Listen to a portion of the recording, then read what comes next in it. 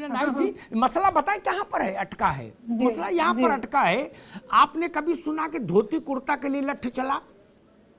10 लोगों ने कहा पहनेंगे, 10-20 ने कहा नहीं पहनने देंगे, है, और गोली चल गई, मारे गए लोग, कर्फ्यू लगा, सुना क्या? नहीं ना।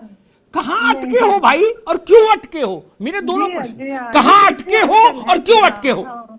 कल को दानिश आ रहे हैं, एक बार रुकिए, कल को कोई ये तय कर लेगा कि 10 लोग खड़े होंगे, बोलेंगे भाई साहब हम तो इस IIT मुंबई में लाल रंग का कुर्ता धोती पहन के जाएंगे, हमारे गुरुजी ने बताया था कि यही धर्म है, तब क्या करेंगे? अरे इस तमाशे की अंत रखेंगे कि नहीं रखेंगे? जहां पहनना चाहिए वहां कोई पहन नहीं रहा, और वहां झगड़ा करने जा रहे हैं, वहां झगड़ा करने जा रहे हैं। इलीट क्लास में कौन कहां क्या कर रहा है? ये सारा संघर्ष मिडिल और लोअर मिडिल क्लास की है ना।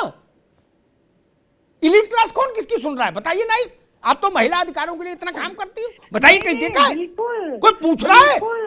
कोई नहीं पूछता है, लेकिन जो बच्चियां गरीब हैं, को नहीं पूछ रहा कोई, पढ़ रही है, उनको पढ़ने दो। हमें लगता है कि कोर्ट आगे भी 5 जजों की बेंच जब बैठेगी तो भी वो ऐसा फैसला ही देगी जिसमें लड़कियों की तालीम भी ना रुके और सिस्टम को भी नुकसान ना पहुंचे। यही हो सकता है। मैं दानिश कुरैशी की बात आऊंगा, फिर मित्तल साहब की बात। एक बात कहूं, मेरा बेटा पढ़ा जिस स्कूल में, उसमें उन्होंने एक खास रंग हरे का डिफाइन किया कि इस रंग का कोट होगा, अब वो एक ही दुकान पे मिलेगा। नाइस, सुन लीजिए, मेरे बेटे के पास उससे थोड़ा सा डिफर रंग था, वो नहीं माने, बोले ना जी एग्जैक्ट यही रंग चाहिए।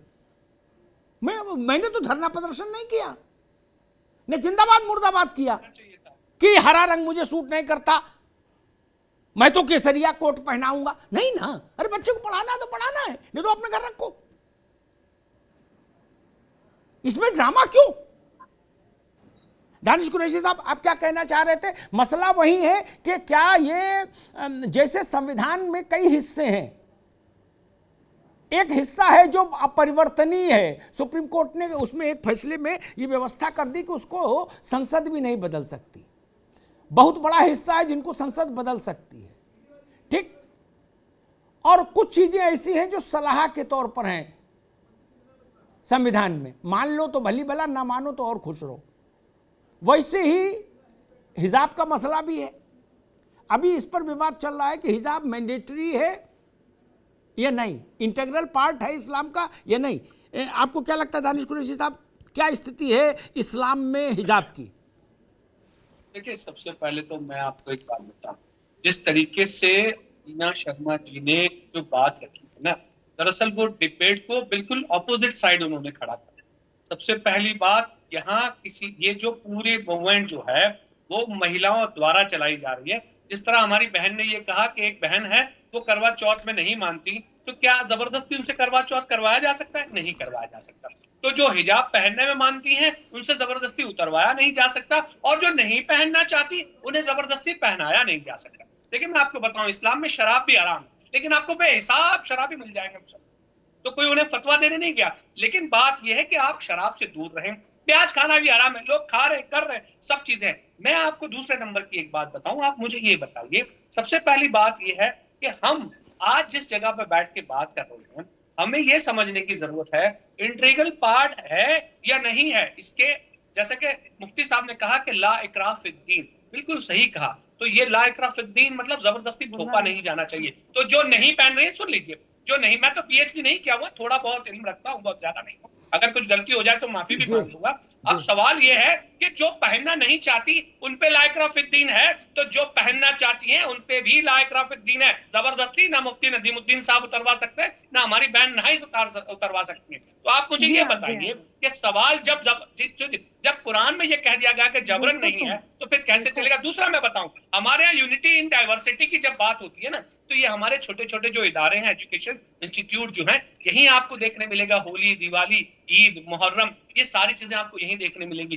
फिर आप मुझे बताइए कि अगर स्कूल में हिजाब से प्रॉब्लम है तो क्या उस स्कूल में ईद की छुट्टी नहीं होती होगी? कल को तो आप ये कह देंगे कि ईद रोजदारों की खुशियों का दिन है, और आपने तो छोटे बच्चे होंगे जो 5वीं कक्षा में तक पढ़ते होंगे, वो तो रोजे रखते नहीं है, इसलिए आपको जरूरत नहीं है, तो ईद की नमाज भी निकाल दीजिए। प्रॉब्लम क्या है कि हमारे यहाँ इंटरवेंशन जो है वो रिलीजियस में पॉलिटिकल होता जा रहा है। टीना बहन ये नहीं बता पाई कि उन बहनों ने जिन्होंने आंदोलन उठाया है उनको रिलीफ देने के लिए आप ये बताइए कि अगर कल के दिन में जिस तरह से बहनों का, हमारे बच्चों का हमारे यहाँ ड्रॉप आउट रेशियो है, ये एक और कारण बनेगा जो फैमिलीज फॉलो करती हैं इस तरीके के रिचुअल। ठीक है दानिश जी, ये रीजन बनेगा ड्रॉप आउट बढ़ना। दानिश जी ने कहा कि भाई पॉलिटिकल इंटरवेंशन हो जाता है। ये जो सामने पर्दे पे हैं ये मुरादाबाद के सांसद हैं, समाजवादी पार्टी के पॉलिटिकल हैं। शफीकुर रहमान बर्क आज से नहीं 50 साल से पॉलिटिकल हैं। असदुद्दीन ओवैसी पॉलिटिकल है। इंटरवेंशन वो करेंगे तो पॉलिटिकल तो हो ही जाएगा, फिर धार्मिक कहाँ रहेगा? सुनिए मेरी बात। अरे भाई फिर मुफ्ती साहब की बात कौन सुन रहा है? फिर तो जो नेता बोलेगा वो सुना जाएगा। ठीक, आगे टीना शर्मा, टीना शर्मा, दानिश कुरैशी कह रहे हैं उनका फोकस इस बात पर है कि पॉलिटिकल इंटरवेंशन यानी सियासी दखलंदाजी क्यों? टीना शर्मा देखो मुझे लगता है कि हर धर्म क्योंकि में वहां कुछ चीजें जो करना, एक हैं सेकंड वो मैं और प्रोटेक्शन स्पष्ट के कर तौर दूं, पे मैं शुरू और की स्पष्ट जाती कर दूं हैं। ताकि आप बिल्कुल सेफ लेकिन खेल वो के नहीं कहीं निकल ना जाए। एक मिनट रुकिए।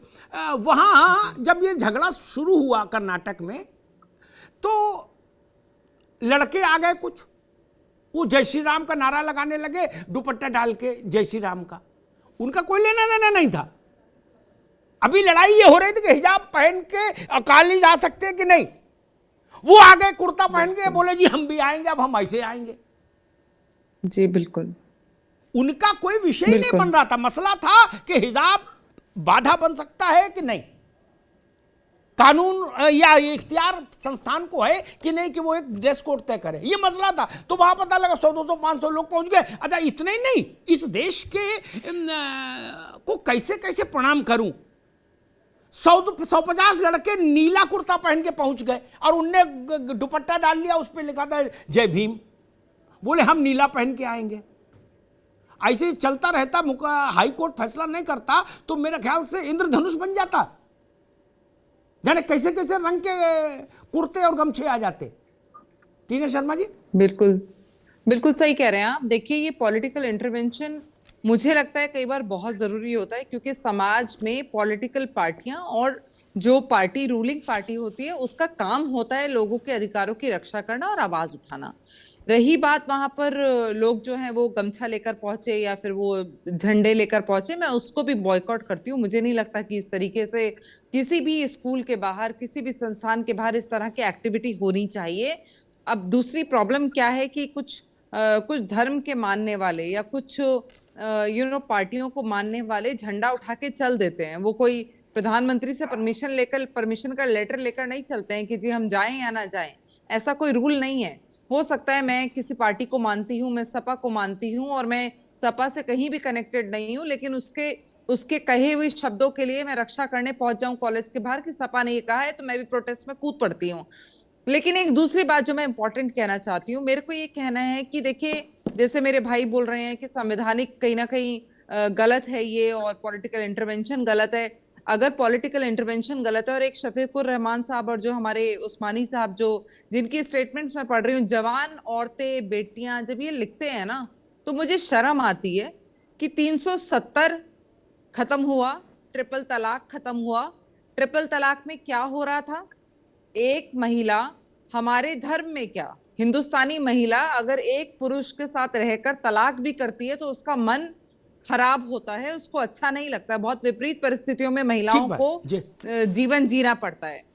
आप हलाला कर रहे थे तब जवान नहीं थी, और आप कहते हैं बुर्का, आप कह रहे हैं जवान बहू बेटियां हैं उनकी छाती ढकी होनी चाहिए, उनका मुंह ढका होना चाहिए, चेहरा ढकाओ, सिर ढकाओ, आप सब कुछ कहना चाहते हैं। लेकिन मैं आपसे पूछना चाहती हूँ कि 4 साल की बच्ची कितनी जवान होती है जिसका रेप होता है, और 84 साल की महिला कितनी जवान होती है जिसका रेप होता है। हलाला में आपको नहीं समझ में आता? हलाला आप कराते हैं जवान औरतों से, जवान ये जो मिड सेक्शन की औरतें हैं 50 साल मान लीजिए, हलाला करा के जब वापस लाते हैं आप तब वो जवान नहीं होती, क्योंकि वो आपके सॉरी टू से दिस, वो आपकी पितृ सत्ता को संबोधित कर रही है, इसलिए वहां आपको आपत्ति नहीं है। नाइस उसके लिए भी आंदोलन चला रही है। मैं एक कमेंट नाइस का लूंगा। मैं ये बात नहीं कर रही हूँ, मैं ठेकेदारों की बात कर रही हूँ, धर्म के ठेकेदारों की, जिनकी स्टेटमेंट आप दिखा रहे हैं। जवान बेटियां बहुएं जो ये जवानी तय करेंगे। सारी गालियां तो औरतों के ऊपर हैं जी ठीक कि औरतों को जी सारी गालियां, माँ की, बहन की, जितनी गालियां जी, वो जी। सारी औरतों के ऊपर है। ठीक एक बात। मर्द के ऊपर गाली बता दीजिए। और उर्फी खान जो आजकल टीवी चैनल की सुर्खियां बनी हुई है, वो क्या पहनती है उस पर तो फतवा लगाइए। कोई कानून लगता है फतवे के अलावा? कोई कानून लगता है? मैं एक कपड़े सवाल पहन के वो ठीक रोज है टीना निकलती जी, है, रुकिए पूरा मीडिया रुकिए, मैं उसको एक सवाल कवर करता है। मित्तल साहब से ले लूं जरा। मित्तल साहब, गजब कर दी। इस ढंग के जो मसले आते हैं बार बार, और जैसा वातावरण बना है उसमें ये मसला आखिरी नहीं है। ऐसे मसले आते रहेंगे हिंदुस्तान में जिनमें ये प्रश्न उठेगा कि ये चीज फला धर्म का मूल स्वरूप है या परंपरा है। ऐसे विवाद आते रहेंगे, पिछले में भी देखो आए हैं अमिताभ, और आगे भी आते हैं। अमिताभ, टीना जी एक अभी नहीं, अभी लाइन- नहीं, एक अभी लाइन रुकिए। बोलूंगी तो अमिताभ। इसका सबरीमाला का एक भी स्थायी केस उठा समाधान था, क्या हो सुप्रीम कोर्ट सकता गया है था। मित्तल साहब? क्योंकि सबरीमाला अदालतों का से, भी केस यार उठा रुकिए था, भाई, सुप्रीम कोर्ट गया था। रुकिए, वो भी धर्म का टीना जी इंटरवेंशन रुकिए, था। मित्तल साहब, क्योंकि ये अदालतों से हम ये उम्मीद नहीं कर सकते और करना भी नहीं चाहिए। वो उसके जजेज उसके विशेषज्ञ नहीं, ना वेद के, ना पुराण के, ना गीता के, ना स्मृतियों के, ना उपनिषद के, ना बाइबिल के, ना कुरान के। और ये मुकदमे जा रहे हैं।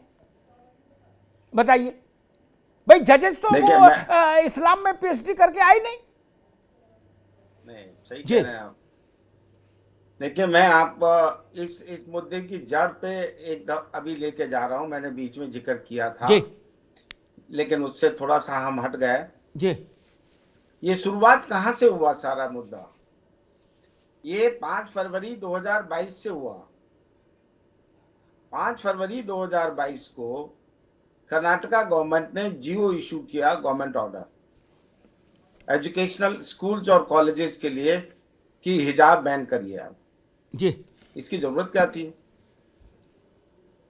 आपने सही मायने में ये बात करके जो स्कूल या कॉलेज जो अपना अनुशासन बनाती है, अपना ड्रेस कोड बनाती है, आप, और जो चला आ रहा होगा आप उसको चलने दीजिए। आप वहां पर उन पर इम्पोज क्यों कर रहे हैं कि आप हिजाब बैन करिए? देखिए, सबसे बड़ी बात क्या है, आज आपने एक सवाल रेज किया धर्म की बात पे, राइट ऑफ रिलीजन, और ये जितना भी सुप्रीम कोर्ट में, अब तो तकरीबन सारे मुद्दे ऐसे ही आ रहे हैं कोर्टों में। जी सुप्रीम कोर्ट का तो ज्यादा टाइम उसी में लगता है। ठीक।